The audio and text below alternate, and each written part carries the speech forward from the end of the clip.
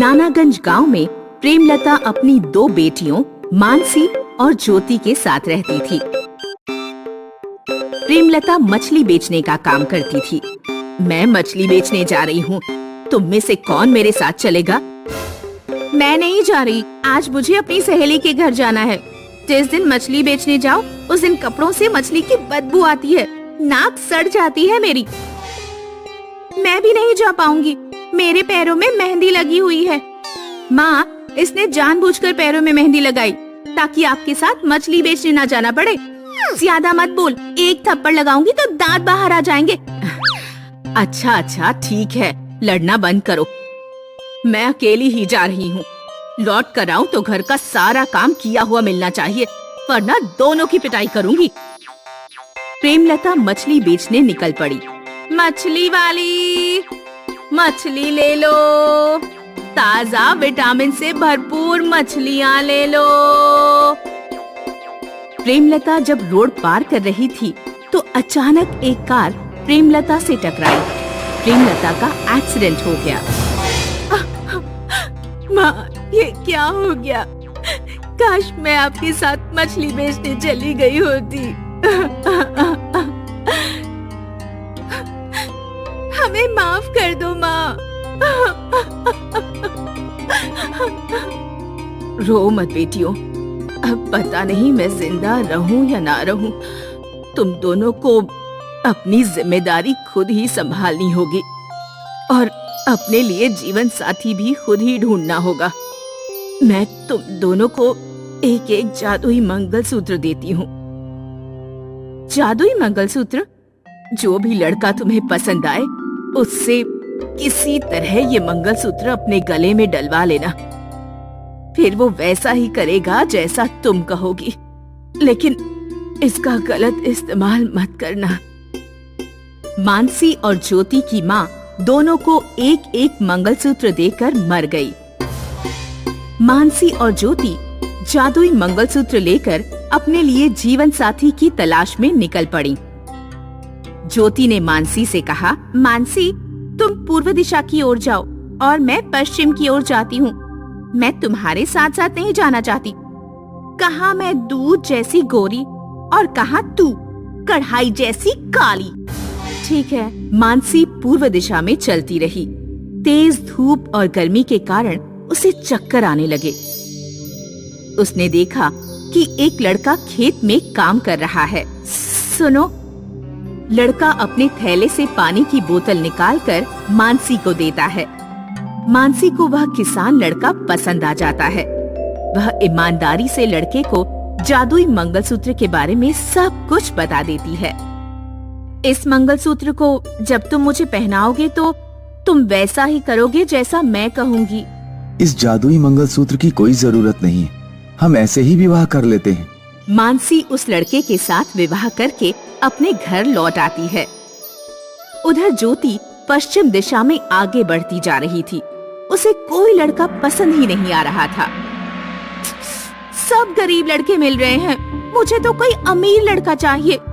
बस एक बार कोई अमीर लड़का मेरे गले में मंगलसूत्र डाल दे, फिर उससे ढेर सारी दौलत मंगवाऊंगी और ढेर सारा काम भी करवाऊंगी। रामनगर के एक बहुत बड़े सोना व्यापारी का बेटा बाजार में आया हुआ था। ये तो सोना व्यापारी सेठ हीरालाल का लड़का राहुल लगता है। अगर इससे मेरा विवाह हो जाता है तो मजा ही आ जाएगा। मुझे बस किसी तरह जादुई मंगलसूत्र उससे अपने गले में डलवाना होगा। राहुल जिस रास्ते से घर लौट रहा था, ज्योति उस रास्ते पर बेहोश होकर लेट गई। उठो, तुम कौन हो और रास्ते में क्यों पड़ी हो? आज मेरी मृत्यु होने वाली है। क्या? हाँ, मुझे एक श्राप प्राप्त है जिसके तहत आज मेरी मृत्यु होनी है। मेरी जान बचाने का केवल एक ही तरीका है। क्या तरीका है? क्या मैं तुम्हारी कुछ मदद कर सकता हूँ? अगर कोई ऐसा लड़का जिसके दाहिने हाथ में 6 उंगलियां हो मुझे ये मंगलसूत्र पहना दे तो मेरी जान बच सकती है। राहुल के दाहिने हाथ में 6 उंगलियां थी। इस मंगलसूत्र को तुम्हें पहनाने पर मेरा तुमसे विवाह तो नहीं हो जाएगा? ऐसा कुछ नहीं होगा। यहाँ पर तो कोई भी नहीं है जो हमें देखे। बस तुम ये मंगलसूत्र मेरे गले में डाल दो और फिर अपने घर चले जाओ। राहुल जैसे ही ज्योति के गले में मंगलसूत्र डालता है, वह ज्योति के वश में हो जाता है। चल गधे, मुझे गोद में ले और मेरे घर तक छोड़कर आ। राहुल ज्योति को गोद में उठाकर उसके घर पहुंच जाता है। सुन, अपने घर जा और ढेर सारा सोना लेकर आ। राहुल अपने घर से ढेर सारा सोना ज्योति को लाकर दे देता है। मुझे भूख लग रही है, अब खाना बना और मेरे कपड़े भी धो। ज्योति राहुल से रोजाना सोना मंगवाती और उससे गुलामों की तरह काम करवाती। ज्योति, तुम ये ठीक नहीं कर रही हो। माँ ने मना किया था ना कि जादुई मंगलसूत्र का गलत इस्तेमाल नहीं करना है। तू चुप कर, तू अपने काम से काम रख। ज्योति ने मानसी की नहीं मानी और राहुल से खूब सोना चांदी और आभूषण मंगवाती रही।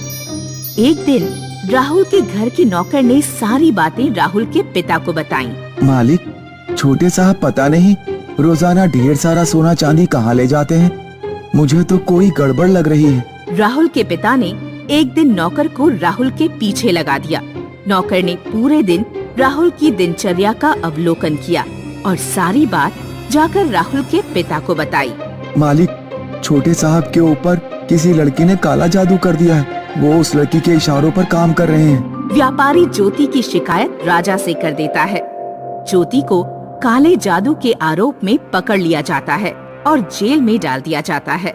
काश मैंने अपनी माँ की बात मान ली होती, या मैंने मानसी की बात ही मान ली होती तो मुझे जेल में नहीं सड़ना पड़ता।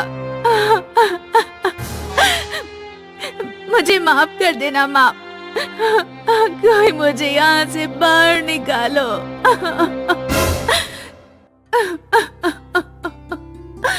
कोई मुझे यहाँ से बाहर निकालो। मानसी अपना सब कुछ गिरवी रखकर जुर्माना चुकाती है और ज्योति को जेल से मुक्त कराती है। तो तुमने क्या सबक सीखा ज्योति? किसी भी अच्छी चीज का गलत इस्तेमाल नहीं करना चाहिए। बहुत दूर देश की बात है। एक कस्बे में डेजी और अप्रैल नाम की दो बहनें अपनी बीमार माँ के साथ रहती थीं। अप्रैल, मैं दूध दूह रही हूँ, तू जरा माँ को दवा दे दे और थर्मामीटर से उनका बुखार भी चेक कर लेना। अप्रैल डेजी से छोटी थी। अप्रैल को यह बिल्कुल पसंद नहीं था कि उसकी बड़ी बहन उसे किसी बात का ऑर्डर दे। डेजी मुझसे बड़ी है, इसलिए ज्यादा अम्मा बनती है। हर काम के लिए मुझे ऑर्डर देती है और खुद दूध दूहने के बहाने आंगन में बैठकर लड़कों को ताड़ती रहती है। अब ये इतनी सारी दवाइयाँ हैं, पता नहीं कौन सी दवाई देनी है। क्या मुझे डेजी से पूछना चाहिए? नहीं, उस बेकार इंसान से पूछने का कोई मतलब नहीं। ये गुलाबी वाली गोली खिला देती हूँ, ये माँ ने बहुत दिनों से नहीं खाई है। अप्रैल अपनी माँ को अनजाने में गलत दवा खिला देती है। गलत दवा खाने के कारण माँ की तबीयत बिगड़ जाती है।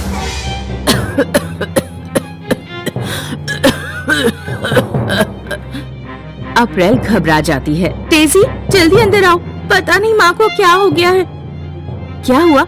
मैंने माँ को ये वाली दवाई खिलाई, फिर पता नहीं माँ को क्या हो गया। अरे नहीं, ये तुमने क्या किया? माँ को गलत दवा खिला दी। मैंने जानबूझकर नहीं किया। रो मत बेटियों, शायद मेरे भाग्य में आज का दिन ही अंतिम लिखा है। वैसे भी मैं अपनी बीमारी से परेशान हो चुकी हूँ। मरने से पहले मैं तुम्हें कुछ देना चाहती हूँ। माँ डेजी और अप्रैल को एक संदूक निकाल कर देती है और मर जाती है।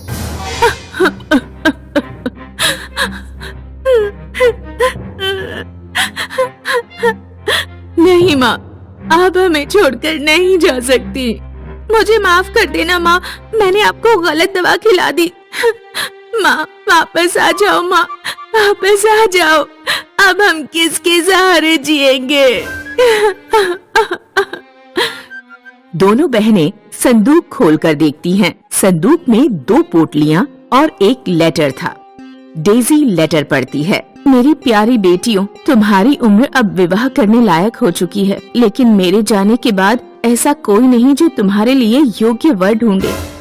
इस संदूक में 2 पोटलियां हैं जिनमें हीरे हैं। तुम दोनों हीरे लेकर यात्रा पर निकलना। क्योंकि तुम दोनों बहुत सुंदर हो, इसलिए कई लोग तुम्हारे सामने विवाह का प्रस्ताव रखेंगे, लेकिन किसी की शक्ल सूरत के आधार पर उससे विवाह मत करना। विवाह उसी से करना जो 1 हीरे के बदले तुम्हें 4 हीरे लाकर दे दे। डेजी और अप्रैल हीरे लेकर यात्रा पर निकल पड़ती हैं। जब वे कुछ दूर पहुंची तो एक लड़का डेजी के पास आकर बोला, हे सुंदरी, मेरा नाम पीटर है, क्या तुम मुझसे विवाह करोगी? डेजी अपनी पोटली से 1 हीरा निकालकर लड़के को देती है और कहती है, अगर तुम इस हीरे के दम पर 4 हीरे लेकर इस पते पर लौट आए तो मैं तुमसे विवाह कर लूंगी। ठीक है, मैं पूरी कोशिश करूँगा। वे कुछ दूर और चलते हैं तो एक घुड़सवार अप्रैल के पास आता है। हे खूबसूरत लड़की, तुम्हारे रूप ने मुझे मोहित कर दिया है, क्या तुम मुझसे विवाह करोगी? हाँ, कर सकती हूँ, लेकिन एक शर्त है, मैं तुम्हें 1 हीरा दूंगी। तुम्हें इसके बदले मुझे 4 हीरे लाकर देने होंगे। जब 4 हीरे हो जाएंगे तो ये मेरे घर का एड्रेस है, यहाँ आ जाना। अप्रैल और डेजी की पोटलियों में 4-4 हीरे थे। वे रास्ते में आगे बढ़ते गए और शादी का प्रस्ताव रखने वाले लड़कों को अपनी पोटलियों से 1-1 हीरा देते गए। जब उनकी पोटली के सारे हीरे खत्म हो गए तो वे दोनों घर लौट आए। तीसरे नंबर पर जो लड़का मिला था वो बहुत हैंडसम था। अच्छा होता मैंने उसी से विवाह के लिए हाँ कर दिया होता। ये हीरों के चक्कर में हम कहाँ फंस गए। धैर्य रखो अप्रैल, धैर्य रखो अप्रैल। हमें अपनी माँ पर भरोसा रखना चाहिए। उन्होंने जो भी किया है कुछ सोच समझ कर ही किया होगा। 6 महीने बीत जाते हैं, लेकिन डेजी और अप्रैल के पास कोई लड़का लौटकर नहीं आता। ऐसे हम कब तक इंतजार करते रहेंगे? इस तरह तो हमारी शादी की उम्र ही निकल जाएगी। इतने अच्छे अच्छे लड़के मिले थे, लेकिन माँ की योजना की वजह से सब हाथ से निकल गए। लड़के तो गए ही और हीरे भी चले गए।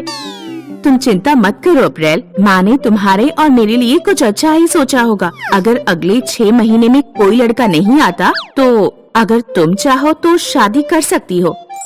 कुछ महीनों बाद पीटर नाम का एक लड़का लौट आया जिसने डेजी को पसंद किया था। मैंने 1 हीरे की दम पर कमाई करके 4 हीरे बना लिए। डेजी की शादी हो जाती है।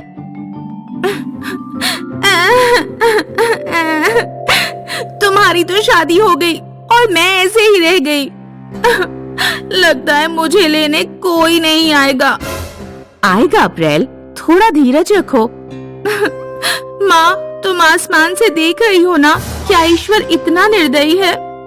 मैंने जिन लड़कों को हीरे दिए थे उनमें से कोई भी लौटकर क्यों नहीं आता? आखिरकार एक दिन जॉन नाम का एक लड़का आता है जिसने अप्रैल को पसंद किया था। तुम्हारे दिए 1 हीरे को बेचकर मुझे जो पैसे मिले मैंने उन्हें अलग अलग जगह पर निवेश किया और इतना पैसा कमाया कि आज मैं 4 नहीं बल्कि पूरे 10 हीरे लेकर लौटा हूँ। मुझे लगता है कि तुम दोनों की माँ बहुत बुद्धिमान रही होंगी। वे निवेश की ताकत जानती होंगी। इस तरह अप्रैल की भी शादी हो जाती है। देखा, मेरी प्यारी छोटी बहन, माँ की बुद्धिमानी की वजह से आज हमें इतने बुद्धिमान जीवन साथी मिल पाए और हमारे हीरे भी वापस आ गए। ठीक कहा, आज मुझे एहसास हुआ कि सब्र का फल बहुत मीठा होता है।